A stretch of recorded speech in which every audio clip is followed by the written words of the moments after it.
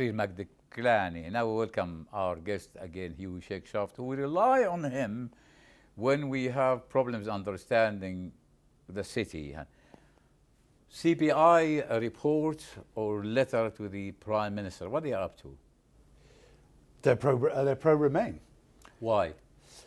Basically because they don't want us to leave. They believe that we're better off in there. And there's a lot of vested interest in all of this. I mean, what you've got is they're funded by the EU. Everybody's funded by the EU, including the OECD, who got 41 million euros last year. I've come out and said that, you know, people, it's finally dawning on these people that we're actually leaving.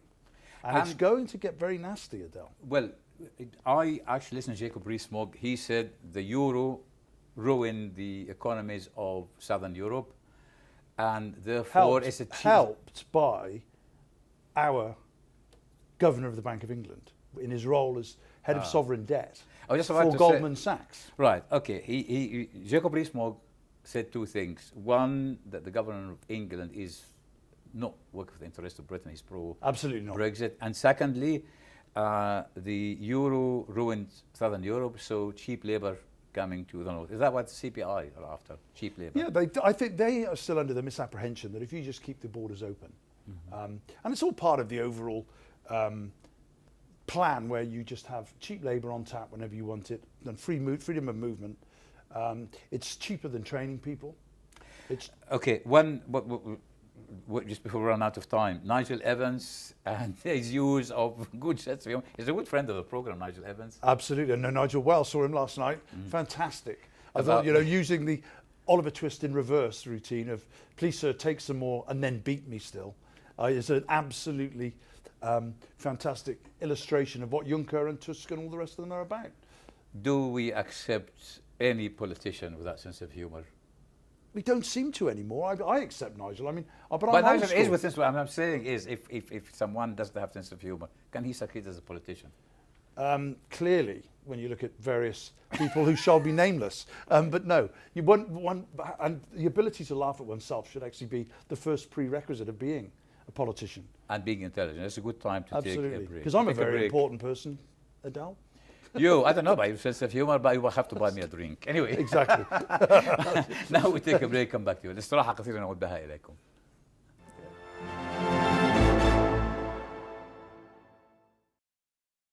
عودة. Now back with our guest, Hugh Shakeshaft. As we've been saying, the Foreign Office was suggesting to the United Nations that they stop using the term pregnant women. And now we have giving these kids all these things. Right. There's very little you can actually say for that, apart from what lunatic is putting out this nonsense. It's almost like, I mean, there was virtue signalling, and now there's lunacy signalling. I've not met a pregnant man, have you? Well, I don't know, I haven't heard of, but you see, I mean, you know? A few years ago, with the terms now, we haven't actually heard of. Actually, there's a form telling kids what sex they are. Oh yeah, you get hormonally mad 13-year-old children deciding what gender they want to be. So, you know, it's like, great. The one people completely and inadequately positioned at that point to make that decision are the ones that we put all the responsibility on. In fact, 25 different genders. What lunacy is this? Actually, it's financed by taxpayer money. Speaking of taxpayer money, have you seen the Mayor of London, Sadiq Khan? I have seen him, yes. Well, I've seen as well, yeah. When he was a minister in Tony Blair government. Tony Blair man. He wants to impose an extra £10 on the £11.50 on the old cars. My car is 29 years old. I can't afford a new car. Surely not. Honestly, I can't afford a new car. Where do you get the money from? Okay, you are investor and city man. What would a taxi driver driving 11 years old car would do? Go bankrupt, basically. I mean, the situation is he's trying to virtue signal again and gain his green credentials at the expense of the poor. At the expense, you know, and he's going to then say, right, okay, well, don't bring your car in. Go on a wholly inadequate public transport system. Yeah, but so I have no idea what he won't be happy until he's absolutely ground London into the dust and made it impossible, A, to do business here, and B, for people to move around adequately. But is he a friend of the city? I'm just trying to get my head around it. He's no friend of the city. Okay, if we talk money, a taxi driver or a tradesman needs his tools, Sure. vans, etc. Will he go and borrow £15,000 with a high interest and so on? Who is actually benefiting from that? The banks. And the banks. Okay, Yeah. but he's a big kind of So friend he's of the got, bank. it's just another taxation, another revenue raising exercise for him. But he's labour, isn't he? Tax everything till they die. Yeah. You know, But, and then tax them then again. Okay, so if we talking now about the economics of London, does the congestion charge help economics or doesn't help economics? You know, what you have to look at is has getting around London improved for businesses? No. No.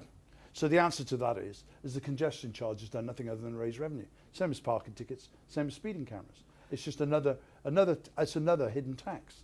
Okay, if we say now any investors will rely on the banks, and we have seen the CPI report, which are rubbishing it because they are pro-EU. Now we talk about your friend, my friend, Mr. Carney, the governor of the Bank of England. Mr. Carnivore. Mr. Carney, okay. Because he's eating us alive right now. In 3-4 days' time, the Bank of England meet for the monthly things. Our interest, I mean, the interest rates are low, never been low. Interest rates had not risen for about 14 years now. Anybody who knows anything about interest rates knows that below 2%, they make no difference as a base rate. Okay, so are they going? What's your expectation? Are they, because a lot of our viewers invest in London. Are interests going to go up or down? I'm a great cynic. I believe that he'll put them up, but then again, you know, on flawed data really, and more on his instinct and his political views. Because let's be clear, he has politicised the role of the governor of the Bank of England. The trouble is, to fire him would be politicising the position even further. Yeah, I just explained to the viewers, the Bank of England actually became independent under government of Tony Blair when Gordon Brown was the Chancellor of the Exchequer. Sorry, go ahead. So that they made interest rate and fiscal decisions, you know, based upon data, and were not part of the political cycle. Which should be fiscal and economics, not political. Yeah, and they weren't part of the political cycle. The problem that you have with Mr. Carney is his background is Goldman Sachs, right? And you don't have to look. Mario Draghi is Goldman Sachs. The head guy in Greece now is Goldman Sachs, right?